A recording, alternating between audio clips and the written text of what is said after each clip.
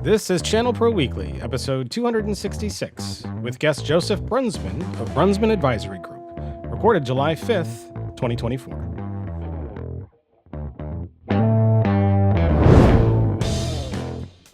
Hello and welcome to ChannelPro Weekly, episode number 266. My name is Matt Whitlock, technology editor for the ChannelPro Network, and your host of this fine show for folks out there like you. And who do I mean when I say like you? I mean IT providers, managed services providers, system builders, IT administrators, virtual CIOs, all of those things would be applicable to you. Then you are in the right place, and we are glad that you are here. If you are a server at the local Applebee's, hey, stick around. You might be interested in a career change after listening to our awesome guest on our show today, who's going to be talking about a lot of things that you really need to know. And who is that guest? He's a former U.S. Navy lieutenant and founder of and president of the Brunsman Advisory Group, which has established itself as the kind of the go-to specialist in the tech E&O, cyber insurance, and compliance sectors. Please welcome our guest, Joseph Brunsman. Welcome, Joe. Hey, thanks for having me, Matt. Good to be back. It is great to have you back on the show. For our longtime listeners and viewers, we've had you on a couple times in the past, talking about regulation and compliance. And as much as interesting it is to say, when we had you on previously, compliance and regulation was kind of a new thing, honestly. And where are we just like 2 years later? It's fully entrenched, and it's something that like everybody has to have. But before we dive into that, I'd like you to tell us a little bit more about your background, a little bit more about the Brunsman Advisory Group, and kind of how you got started. Sure. So my wife would introduce me as an insurance dork. Somebody had to love insurance. I just happened to fill that billet. I actually think it's really fascinating. But as far as, my work with MSPs, I'm a former IT. I got my bachelor's in robotics from the United States Naval Academy. I was a naval officer, so I did some interesting things there, like, Combat Information Center officer, electronic warfare officer. And then from there, left the Navy after 12 years, went into the insurance world, ended up getting my master's in cybersecurity law from the Carey School of Law. Wrote the, I believe, best-selling book in the nation on the topic of cyber insurance and cyber law, purely because I found it super fascinating. This was long before anybody cared. There was no money in it. I just really kind of dorked out on it. I thought it was awesome and really fascinating. And so that's how I ended up where I am today. But that brought you into the world of regulation and compliance, which is definitely, I would say, outside of AI, which kind of snuck up on us towards the end of 2022 there, and it dominated 2023. But compliance and regulation is the other major factor that everyone's dealing with, especially as cyber insurance has become almost a critical thing to have for every business. And getting it has started to become significantly more expensive because you have to have these different standards that are being imposed on your clients. So what is going on right now in that space, and what do MSPs need to think about in order to serve their clients? Interesting note. Before I started doing a lot of work with MSPs, I had a bunch of financial services clients, so CPA firms, RAs, etc. And if you rewind, 5 years ago, if I said the words FTC safeguards rule, they wouldn't know, they wouldn't care. They're not going to take the time of day to figure it out.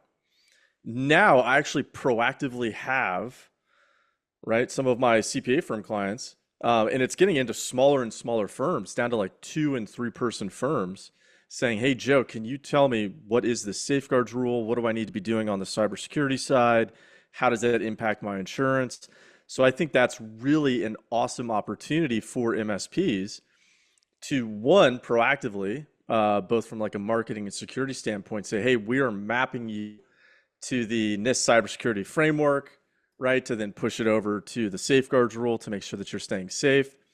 But then MSPs can also say, hey, when, say, like 99% of government regulatory bodies, if they're going to come after you, which is increasing in frequency, they are going to measure you based on NIST CSF, right? Likewise, I was just reading a report last year, 45 new breach class action claims filed every month in the United States, and it's only increased this year. So now we have to start saying, all right, MSPs, get proactive with your clients and say, hey, this is what's happening in the world, right? We want to add an extra layer of defense for you here. So we're going to map you to these frameworks. And with that, now if the plaintiff's bar comes after you, you can say, hey, here's what we were doing, right? We weren't perfect. We had a plan of action. We don't have unlimited funding. We knew where we were. We knew where we were to go. We mapped it out. We were doing a formal process. And that'll be very beneficial. But the gist is you have the new safeguards rule, right? You have NIST CSF 2.0 coming out, CIA now. So MSPs need to be keeping on top of this stuff. And they need to make sure that their clients are both, right, compliant, so to speak. I know it's kind of a journey, not a destination, but right, striving towards compliance with the most up-to-date framework. And I think MSPs can do a lot there by just saying, hey, here's what you could be judged by. Here's some big holes that we have as far as cybersecurity goes. Do you want to talk about that? Now, from the MSP perspective, I think it's good because you're proactive. You're reaching out to the client. You're offering that proactive advice. We see a lot of claims against MSPs where there's an allegation that they were not proactive in the advice that they were giving. But then, hey, maybe your client's going to tell you to pound sand. And he's going to go, hey, you know what? We don't have money for this. Why would you ask? Okay, fair enough. We'll come back next quarter, right? Or we'll table this for next year. Whatever you want, Mr. or Mrs. Client. Well, now you have that proactive defense if your MSP faces a claim, right? You don't have to necessarily worry about the hyper technical details of whatever controls you implemented, right? It's all about, I told them there was a problem. I offered to help. They told me they didn't want my help. How am I liable for this? Right? So I think that is a very awesome way that MSPs can add value and protect their MSP at the same time and protect their clients ultimately. Yeah, you think of it as protecting your clients, but it really is also about protecting your own business as an MSP as well. And you mentioned that there's a lot of you mentioned like the NIST framework, but there's a lot of frameworks. What are some of the different ones, and what would gravitate an MSP to one particular framework over another? Sure. So personally, being the guy who doesn't have to implement or keep track of this stuff, I'm a huge proponent of NIST CSF because it's supported by the government. It's what the government uses.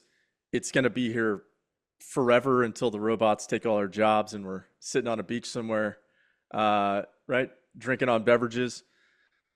That framework, right, you can cross map it to anything. So obviously you're going to have CIS, ISO, NIST CSF for the big ones, HIPAA, CCPA, GDPR, etc.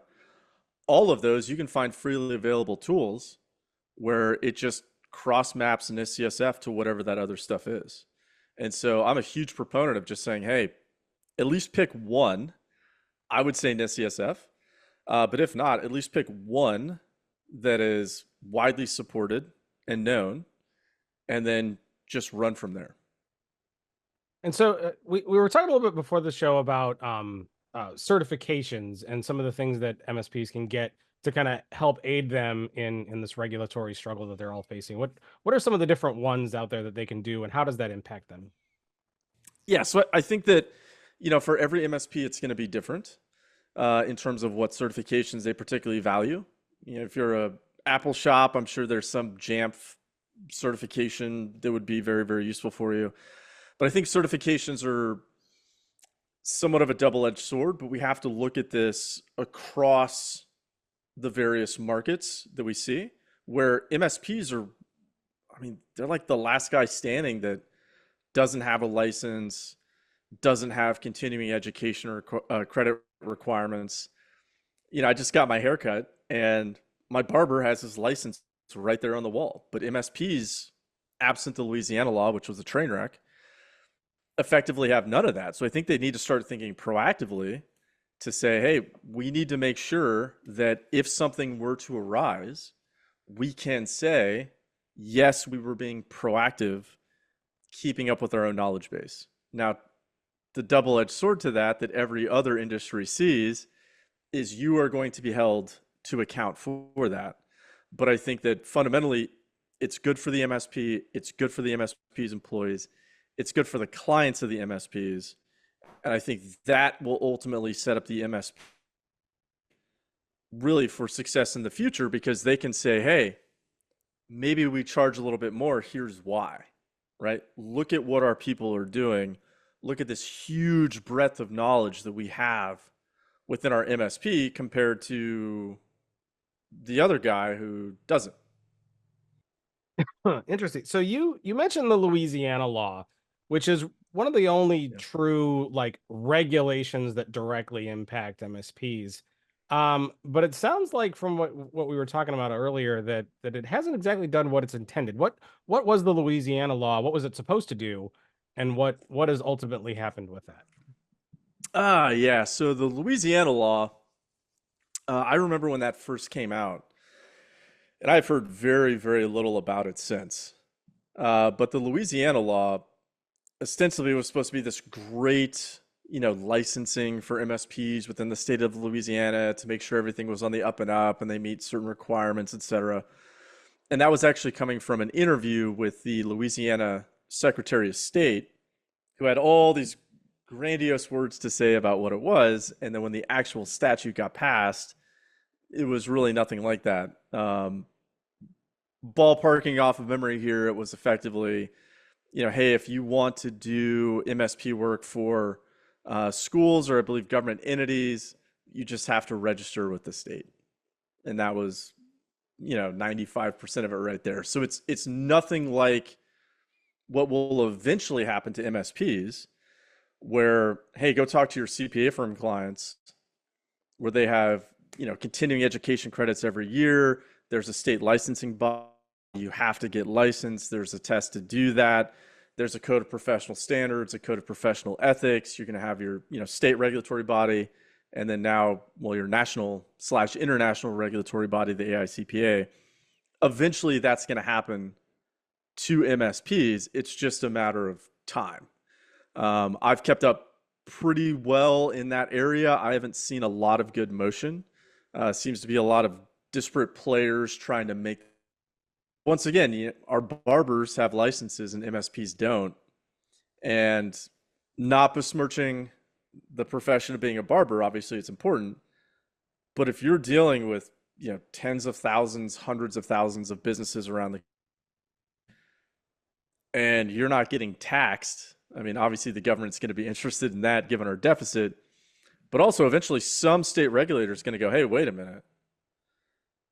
There's nothing overseeing these guys. There's no framework they have to abide by. It's just kind of the Wild West out there. That's going to end. Now, the benefit to that is, like what you'll see with CPA firms, is they'll have codified in law where, hey, there are things they just don't have to do. There are things that they are absolutely just not liable for. There are type engagements. It protects that particular industry. So it will be a double-edged sword, but eventually that's going to come. And I would say, as far as getting certifications for your staff and certifications for ownership, I think because we know the world is headed that way, it makes sense. Hey, how do you eat that elephant? One bite at a time, right? Just start going down that path, right? Make sure that your staff are up to date. Or, I guess to be somewhat cynical, make sure they look up to date on paper, right? Even though I know, certifications have obviously limited value compared to real world experience, but I think it's also good to, get out of your head, get out of the office, learn something new every now and then. So yeah, just start walking down that path. I think only good things can come of that. Well, and it's important too because those certifications, that training is all about also helping MSPs stay out of trouble. And I know that there was a recent lawsuit that I know you wanted to talk about that kind of highlights and illustrates why MSPs really need to pay attention to compliance and regulatory certification. So tell us about that. Yes, the $1 billion MSP lawsuit. This thing was, it's one of the most popular videos I ever made on my YouTube channel. I almost didn't make this video because I thought it was such a comical series of errors that nobody would find value in it. But then I had a whole bunch of people call me afterwards, MSPs, going, oh, thanks for that video. I'm kind of that guy in a different state. So effectively what happened was MSPs providing service to a law firm, a fairly sizable law firm. Now, for any MSP offering services to a law firm, I understand that it could always be somebody else's headache. All right, so you don't have to have every person that comes in the door be a client. They had no contract with that law firm, according to the complaint filed by the law firm. Law firm falls victim to a ransomware attack. Allegedly, 2FA got encrypted. The law firm spent in excess of $1 million trying to get their stuff back. Now, keep in mind, for a law firm, they're going to have very specific deadlines, always changing, imposed by the courts, what they're doing at that time. So for a law firm to go down is really bad. I mean, that is, you're talking about massive professional liability claims, E&O claims against the law firm. I mean, their licenses could get revoked. There's all types of bad things that could occur. So law firms, in theory, should be taking cybersecurity a lot more seriously. In this case, at least $1 million worth of damage, allegedly. About a year to the day after the ransomware event, then they file a claim against their MSP and the backup provider, because now, reading between, I think that the law firm is really wondering, hey, did that MSP even actually have tech E&O insurance? They report this as a circumstance, get denied by their insurance carrier, which is, I'll say, a high probability that that particular law firm is in serious trouble when it comes to recouping those funds. And then from that point, they're bringing in this backup provider. Why? Because they have deep pockets, and they're essentially saying, backup provider, there are other backup providers out there that mandate 2FA backups. You didn't mandate that. We think you're partially negligent here. And then, I mean, what does this mean to MSPs? It means, hey, if you didn't have a contract, well, how do we know what you were supposed to do and not supposed to do? Right? If you don't have that defensive documentation, let's imagine the MSP went to the law firm and they said, hey, we want to put 2FA on backups at a minimum. It's going to cost you an extra $2 a month. Are you okay with that? Maybe the law firm said no. So in an ideal world, the MSP would say, okay, I have that documentation. Now, I don't think that actually occurred. Now we have to say, okay, well, there's no limitation of liability clause because you didn't have an MSA. So what can they sue you for? Whatever they want, effectively, which is why they're saying at least $1 million. So it's, you have some client out there, if you're an MSP, something bad happens to them. An MSP going, hey, this was fault. You guys weren't responsible. You didn't want to pay more money.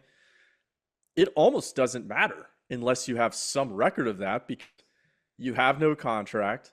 They could get in court and say, well, he said he was going to keep me 100% safe, and he's the subject matter expert, and we don't know anything about technology, so we relied upon this guy, and he said that he was, had quadruple factor authentication or whatever they want to make up on these backups, and then we had multiple backups, and we had immutable backups, and everything under the sun, and there's nothing you can point to as an MSP to say otherwise. And then they can sue you for whatever they want.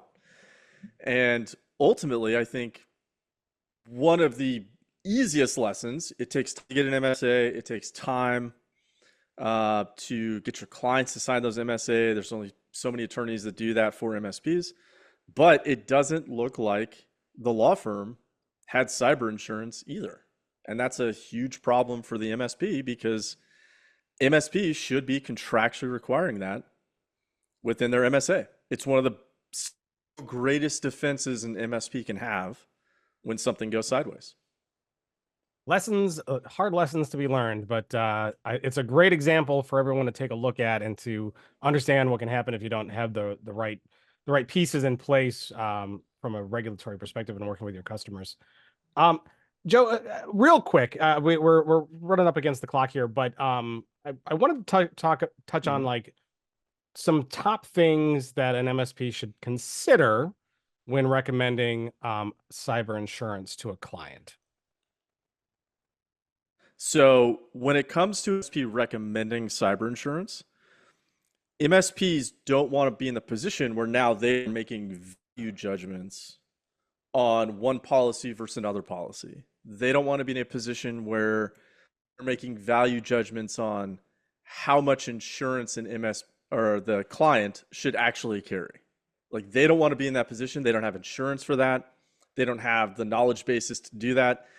And quite frankly, 99% of insurance guys don't have the knowledge basis to do it either. It's just that they have the insurance if something goes wrong, and they have a whole bunch of statutes codified in law to protect them if something goes sideways, right? The MSPs don't have that. I'd say foremost, within the contract, it should say something to the effect of, reasonable amounts of cyber insurance, to cover foreseeable issues. Okay?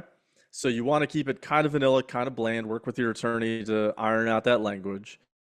Because if you say, hey, you have to have $1 million of insurance, that tends to be kind of ground level for 99% of businesses. Hey, you have to have at least or you have to have exactly $1 million. Well, if it's a, $25 million a year company, well, that's craziness. They're going to need way more insurance than that. Okay, so don't be in a position where you're recommending specific coverages. Don't be in a position where you recommend specific amounts. But use that cyber insurance application as an avenue to talk to your clients about additional controls.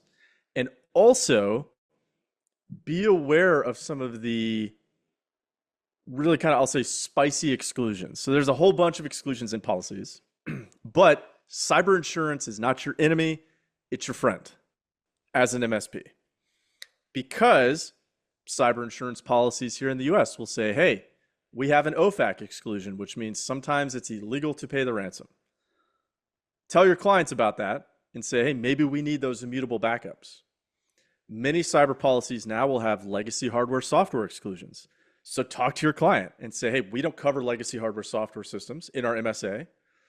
Your cyber insurance may not cover it if that's how the bad guy gets in. So let's talk about what we should do with this legacy hardware software.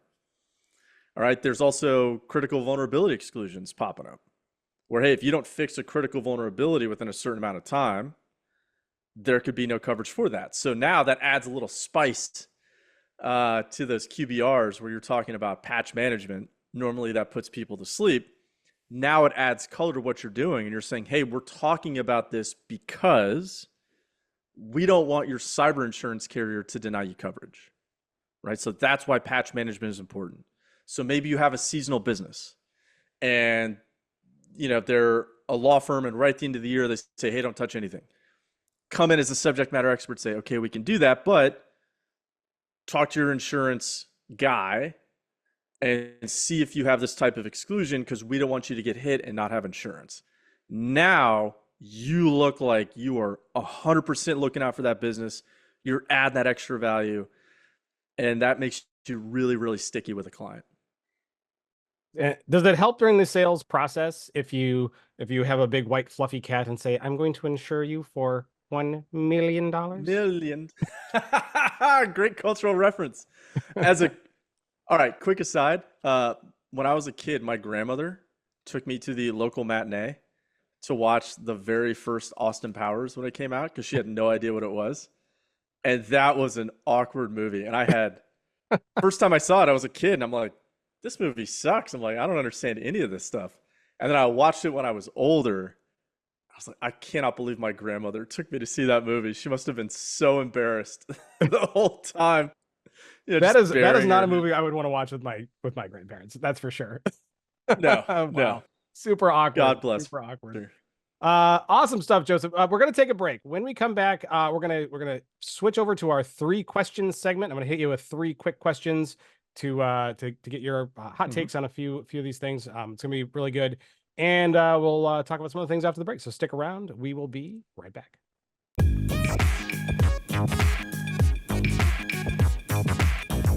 And we are back now from our break. Joseph Brunsman from Brunsman Advisory Group is still with us here on the other side, and we are going to switch gears and head into our 3 questions segment. So, Joseph, we're going to hit you with 3 hot questions for you to take on real quick. Try to keep your answers quick and concise. Question number 1.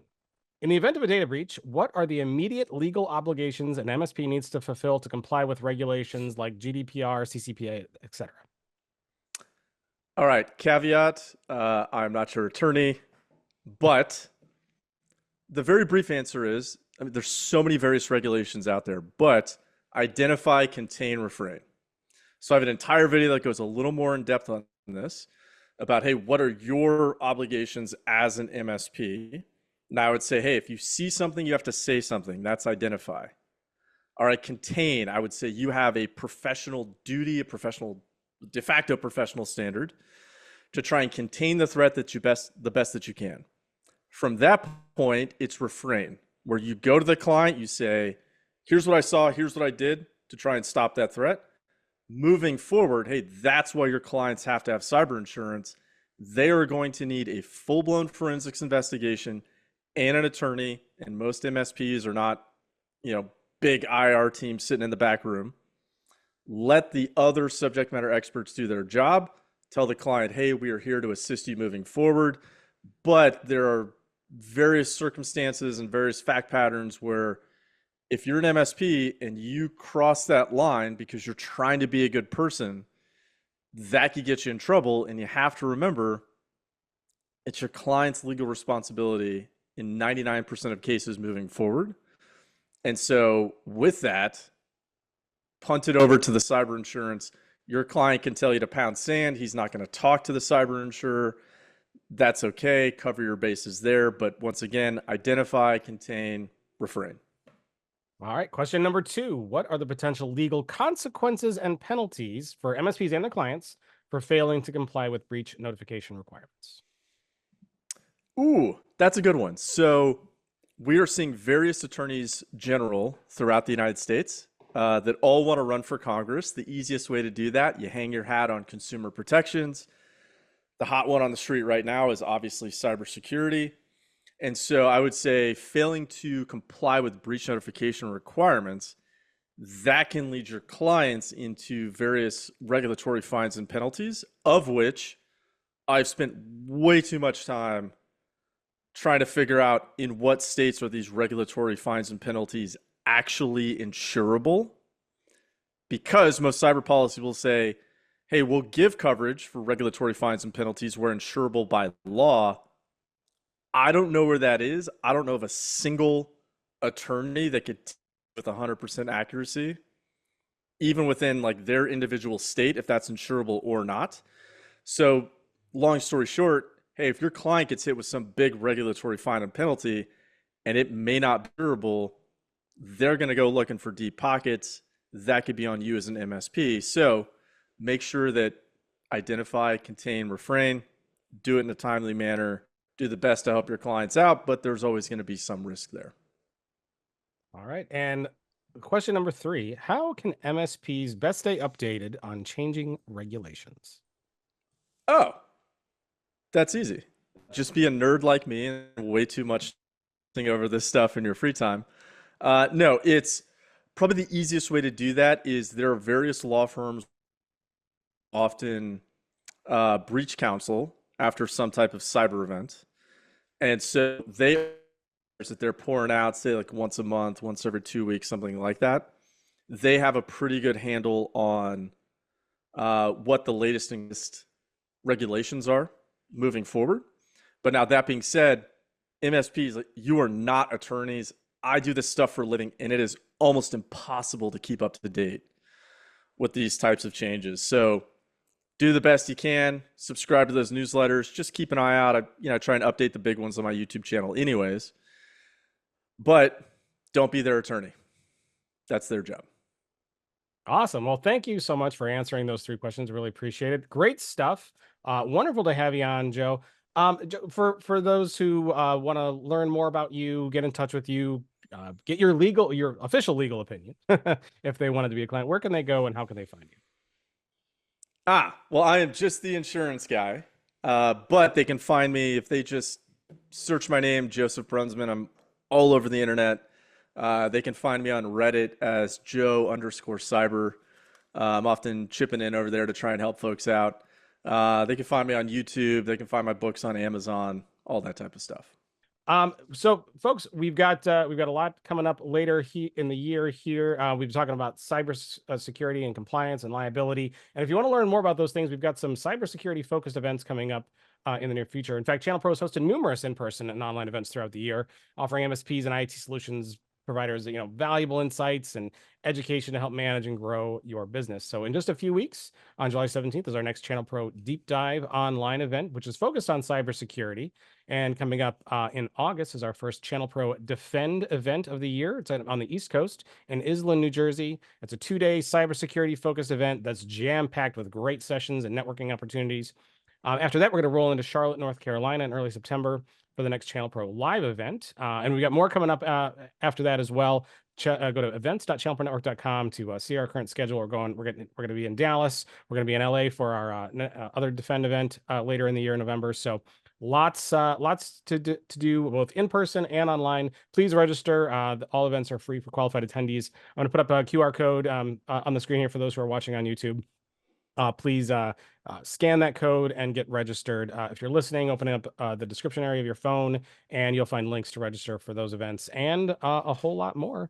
ChannelProNetwork.com is the site where you should go to each and every day. We've got all kinds of news, articles, headlines, white papers, resources, all kinds of great stuff that will help you with your business. In fact, we've got some stories up on the site right now, some cybersecurity related stories. So we're kind of talking about cybersecurity, but we got a cybersecurity story that's about the Center of Excellence and aiming to build stronger workforce and provide key services. We've got tips to equip SMBs with effective cybersecurity communications plans. That's an interesting one. We've also got one that's about understanding your audience and how to build a community via organic social media, which is social media is important if you're trying to build your MSP business. And we've got another headline up from CrowdStrike and Into1 executives weighing on why their strategic partnership is great news for MSPs. Those are just some examples of some headlines we've got rolling on the site right now. Lots more to check out. Visit ChannelProNetwork.com each and every day. Set it as your homepage, bookmark it, and make sure you take advantage of all the great resources we have there. We encourage you to subscribe to ChannelPro Weekly anywhere and everywhere it's found. We're in all of the various podcast aggregation places. So if you like Apple Podcasts or Stitcher or Spotify or I don't know, there's a million of them. Just go whatever podcast app you like, find ChannelPro Weekly there and subscribe. Leave a comment is appreciated. If you do like to watch, we are on YouTube. Hit the subscribe button, hit the like button, hit the bell, I don't know, there's a lot of buttons on YouTube. Hit them all. Press them all and just see what happens, and leave a comment there, and a rating is appreciated as well. But also tell a friend, tell a colleague, tell a coworker, tell your neighbors, tell your pets, tell everybody about ChannelPro Weekly, and have everybody join us week to week to get this great information out there for everyone that you know. We really appreciate it. And with that, we're going to say goodbye to Joseph Brunsman. We hope he comes back again later down the road. I really appreciate him having on. Make sure you hit him up on his social networks. And with that, we are going to sign off. So thank you very much for joining us and listening or watching this week. And we will see everybody next week. Until then, take care.